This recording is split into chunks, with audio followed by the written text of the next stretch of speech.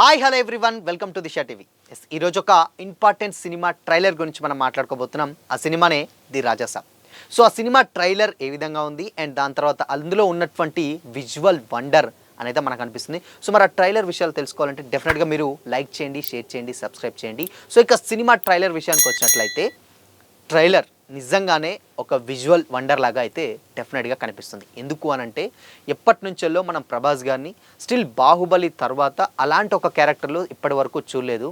Almost Baahubali అయిపోయి 10 years దాటిపోతున్నా కానీ ఇప్పుడు మళ్ళొక వింటేజ్ ప్రభాస్ గారిని చూస్తున్నామన్న ఫీలింగ్ అయితే రాజాసాబ్ ట్రైలర్లో చూస్తే వచ్చేస్తుంది అనమాట. సో ఆయన లుక్ వైజ్ కావచ్చు, ఆయన మాట్లాడే మాటలు అంటే డైలాగ్ డెలివరీ కావచ్చు అండ్ గెటప్ కావచ్చు, కంప్లీట్గా అన్నీ కూడా సో వింటేజ్ ప్రభాస్ గారిని గుర్తు చేస్తుందని అయితే స్పష్టంగా అయితే అర్థమవుతుంది. ఇక సినిమా ట్రైలర్ విషయానికి వచ్చినట్లయితే విజువల్స్ నిజంగా మైండ్ బ్లోయింగ్ విజువల్స్ అయితే డెఫినెట్గా దాంట్లో ఉన్నాయి. ఎందుకు అనంటే ప్రతి ఒక్క షాట్ స్టార్టింగ్ ఇల్లు సెట్ కాంచెల్లి అండ్ దాని తర్వాత వీటికి గణేష్ గారు, దాని తర్వాత ప్రభాస్ సీని గారు ఉన్నారు దాంట్లో అండ్ ఇక జరీనా వహాబ్ గారు. సో ఇలాంటి ఒక క్యారెక్టర్స్, నిధి అగర్వాల్ గారు అండ్ దాని తర్వాత మాల్విక మోహన్ గారు, రిద్ధి గారు, ఇలాంటి అందరూ కూడా పర్ఫెక్ట్గా సినిమాలో ట్రైలర్లో ఒక్కొక్కరిది ఒక్కొక్క క్యారెక్టర్ అనేది చాలా స్పష్టంగా అర్థమవుతుంది. సినిమా మేజర్గా ఎలా ఉండబోతుంది అనేది మనకు ఒక క్లారిటీ అయితే వచ్చిందనమాట. అదొక మిస్టీరియస్ హారర్ కామెడీ అని ముందు నుంచే చెప్తూ ఉన్నారు కదా.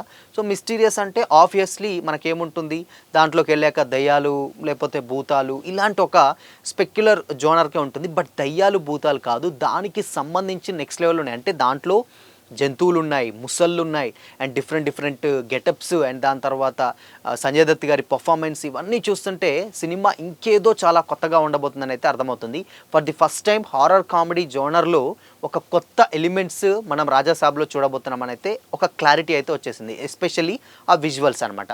సో ఇక విజువల్స్ పక్కన పెడితే స్టోరీ ఆల్రెడీ సంజయ్ దత్ గారికి ఇక్కడ ప్రభాస్ గారికి ఇద్దరు తాత మనవల్ అన్న క్యారెక్టర్ ఉంటుంది. బట్ కాకపోతే వాళ్ళ నానమ్మకి కొంచెం మర్చిపోయేటువంటి గుణం ఉంటుంది. కాకపోతే ఆయన ఒక్కనే మర్చిపోలేదంటే మేబీ అదేదో పాస్ట్లో ఒక బ్యాక్గ్రాఫ్ ఉంటుంది. ఆల్రెడీ ఉన్నటువంటి నార్మల్గా ఉన్నటువంటిది అండ్ దాని తర్వాత క్యారెక్టర్ ఒకటి చూపించారు. దాని తర్వాత రాణిలాగా కూర్చున్నటువంటి ఒక క్యారెక్టర్ కనిపించింది. సో అవన్నీ కూడా చూస్తుంటే బ్యాక్గ్రాఫ్ స్టోరీ డెఫినెట్గా ఏదో ఒకటి అయితే ఉందనిపిస్తుంది. అండ్ ఇక ప్రభాస్ గారి ముసల్ క్యారెక్టర్ ఒకటి ఉంది అన్నారు. బట్ అది దానిలోకి ఆవహిస్తుందా లేకపోతే డబుల్ క్యారెక్టరా లేకపోతే ఏంటనేది మారుతి గారు అయితే మనకు ఒక సర్ప్రైజింగ్గా అందులో అయితే వదిలిపెట్టడం జరిగింది. ఇంకపోతే సినిమాలో ఇంకా హైలైట్స్ ఏం ఉండబోతున్నాయని డీటెయిలింగ్గా మాట్లాడుకుంటే మనకు మేజర్గా హీరోయిన్ పర్ఫార్మెన్సెస్ ఎవరికి వాళ్ళకి సపరేట్గా అటు రిద్ధి గారిది, నిధి అగర్వాల్ గారిది అండ్ దాని తర్వాత మాలవిక మోహన్ గారిది, వీళ్ళందరిది కూడా చాలా మంచి పర్ఫార్మెన్స్ అయితే ఉన్నాయి. వాళ్ళకు ఉన్నటువంటి క్యారెక్టర్స్ డెఫినెట్గా ఒక మంచి స్కోప్ అయితే ఇచ్చేస్తుంది అనొచ్చు. ఎస్పెషల్లీ ప్రభాస్ గారి యాక్టింగ్ పరంగా చూస్తే మాత్రం ఎప్పుడు కూడా ఈ మధ్య కాలంలో అంత ఎంటర్టైన్ చేసేది అయితే లేదు. పాటలు వచ్చాయి లేటెస్ట్గా అండ్ దాని తర్వాత ఆ ట్రైలర్ ఒకటి రిలీజ్ చేసినప్పుడు కూడా అండ్ దానికి తోడు అటు కామెడీ అండ్ సేమ్ టైం అటు మాస్ డైలాగ్ డెలివరీ ఉంటుంది. కొన్ని సంజయ్ దత్ గారితో చేసేటువంటి పంతాలు అండ్ డైలాగ్స్ అవన్నీ కూడా చాలా బాగున్నాయి. ఇక మొత్తంగా సైన్స్ ఫిక్షన్ కూడా కొంచెం ఏదో ఒకటి అయితే తోడవుతుందని అయితే డెఫినెట్గా అర్థమవుతుంది. ఎందుకంటే అక్కడ ఆల్రెడీ మనకు చూసాం ఒక యాక్టర్ ఆయన అత్తారింటి దారిలో చేస్తాడు. సో ఆయన ఆల్రెడీ కొన్ని స్పెక్యులర్ డైలాగ్ చెప్తూ ఉంటారు. ఆయన ఏం చెప్తూ ఉంటారంటే సో అక్కడ తనతో యుద్ధం చేయాలంటే డెఫినెట్గా మనం ఇక్కడ వేరే ప్రపంచాన్ని సృష్టించుకొని ఇక్కడ యుద్ధం చేస్తే అక్కడ ఆ యుద్ధం చేసినట్లయితుందని ఏదో మొత్తానికైతే లింక్ పెట్టే విధంగానైతే చాలా క్లియర్గా చెప్తారు. బట్ ఆ డైలాగ్స్ ఏంటి అనేది అయితే మనకు కొంచెం స్టోరీ ఎలా ఉండబోతుందని గెస్ చేయడానికి ఆ డైలాగ్స్ కొంచెం హెల్ప్ అవుతున్నాయి. ఎందుకు అనంటే ఇక్కడ ప్రతి ఒక్కటి మాయ అనే ప్రతిదీ ఇన్ఫ్లుయెన్స్ చేయగలుగుతారు. అందులో ఉన్నటువంటి వస్తువులు కావచ్చు, అక్కడ ఉన్నటువంటి ప్రతి ఒక్కటి జంతువులు కావచ్చు, అవన్నీ కూడా ఎస్పెషల్లీ ప్రభాస్ గారు ముసలితోటి ఉన్నటువంటి ఒక షాట్ ఉంటుంది.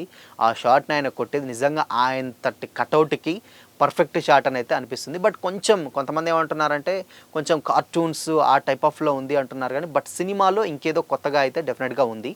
బట్ దాన్ని బయటికి తీయకుండా జస్ట్ ఒక స్పెక్యులర్ జోనర్ని మాత్రమే మనకు పరిచయం చేశారు. బట్ కాకపోతే ఇన్ కేస్ ఒకవేళ ఇలాంటి హారర్ కామెడీ జోనర్లు చాలామంది తీశారు అనుకుంటే అక్కడ తీసేది మారుతి గారు కాబట్టి మారుతి గారికి ఏదో ఒక కొత్త స్టైల్ ఉంటుంది డెఫినెట్గా. ఎందుకు అనంటే ఆయన ఆల్రెడీ తీసేటువంటి సినిమాలన్నీ కూడా ఇలాంటి జోనర్సే. అది కూడా ఒక పెద్ద స్టార్ని పెట్టి తీస్తున్నారంటే డెఫినెట్గా చాలా జాగ్రత్తలు తీసుకుంటారు. అందుకని ఎప్పుడో రిలీజ్ అవ్వాల్సినటువంటి సినిమాని స్టిల్ ఇప్పటి వరకు కూడా కొంచెం కంటిన్యూ అలా షూట్ని చేస్తూ ఎక్కడ కూడా కాంప్రమైజ్ అవ్వకుండా ఒక అవుట్పుట్ని మంచి అవుట్పుట్ని ఇవ్వాలని ఆడియన్స్కి కూడా డిసైడ్ అయిపోయారు. సేమ్ టైం ప్రీ రిలీజ్ ఈవెంట్లో కూడా ఇన్ కేస్ మీకు ఒకవేళ ఏదైనా ప్రాబ్లం సినిమా నచ్చలేదు అని చెప్తే కొండాపూర్లో ఉన్నటువంటి నా విల్లా నెంబర్ అని కూడా ఆయన ఇంటి అడ్రస్ కూడా చెప్పిండి, అక్కడికి కూడా రావచ్చు. అంటే అంత కాన్ఫిడెంట్గా ఉన్నారు సినిమా మీద. సో మొత్తంగా సినిమాలో మనకు చూపించింది కొంచెం అయితే ఇంకా చాలా చాలా లోపల ఉంది. ఈవెన్ సెట్ని కూడా మనం విజిట్ చేసాం గతంలో. ఆ సెట్ విజిట్ చేసినప్పుడు కూడా చాలా పెద్ద సెట్ అండ్ దాని తర్వాత రకరకాలైనటువంటి ఐటమ్స్ ఉన్నాయి దాంట్లో. అండ్ ఆ సెట్ కూడా ప్యాలెస్ డెఫినెట్గా ఒక 500 సంవత్సరాలు అండ్ 1000 సంవత్సరాల క్రితం ఎలా ఉంటుంది అలా డిజైన్ చేశారు ఆ ప్యాలెస్ని. మనం లైవ్లో చూసాం కాబట్టి డెఫినెట్గా కొంచెం ఇన్ కేస్ అదేదో కొత్త మ్యాజిక్ అయితే జరగబోతున్నది అయితే చాలా క్లియర్గా అర్థమవుతుంది.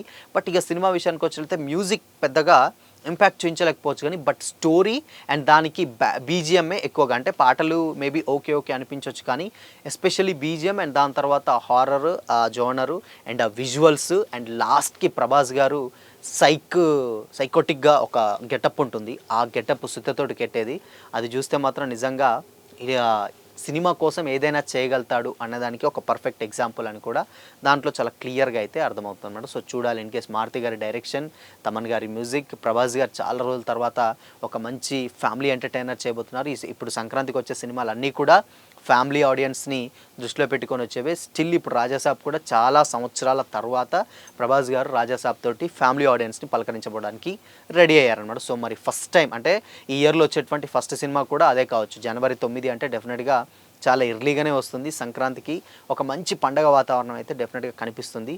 సో కొంచెం పాజిటివ్ టాక్ వచ్చినా కానీ రాజాసాబ్ మొత్తం థియేటర్స్ని లాగేసుకుంటారు, అంటే థియేటర్స్కి ఆడియన్స్ని లాగేసుకుంటాడు అనడంలో ఎలాంటి డౌట్ అయితే లేదు. సో చూడాలి. ఇన్ కేసు ఇప్పటి వరకు ఉన్నటువంటి కంటెంట్ అయితే ప్రమోషనల్ కంటెంట్ పర్ఫెక్ట్గా యాప్ట్ అయింది. సో చూడాలి. అది చాలా బాగా బజ్ కూడా వచ్చింది. సినిమా మీద ఎక్స్పెక్టేషన్స్ కూడా ఒక రేంజ్లో అయితే పెరిగిపోయాయి. ఇన్ కేస్ ముందు ఏదైనా సాంగ్సా లేకపోతే ఇంకేదైనా వస్తే చెప్పలేం కానీ బట్ సినిమా మీద మాత్రం ఒక కాన్ఫిడెన్స్ అయితే డెఫినెట్గా వచ్చింది. ప్రభాస్ ఫ్యాన్స్కి especially okay vintage darling is back అనే రేంజ్లో అయితే అక్కడ మనకు చాలా క్లియర్గా కనిపిస్తుంది. సో మరి ట్రైలర్ చూసారా? చూస్తే మీకేమనిపించింది? మీ ఒపీనియన్ని కామెంట్ చేసి చెప్పండి. అలాగే ఇలాంటి మరిన్ని అప్డేట్స్ కోసం ఛానల్ని లైక్ చేయండి, షేర్ చేయండి, సబ్స్క్రైబ్ చేయండి.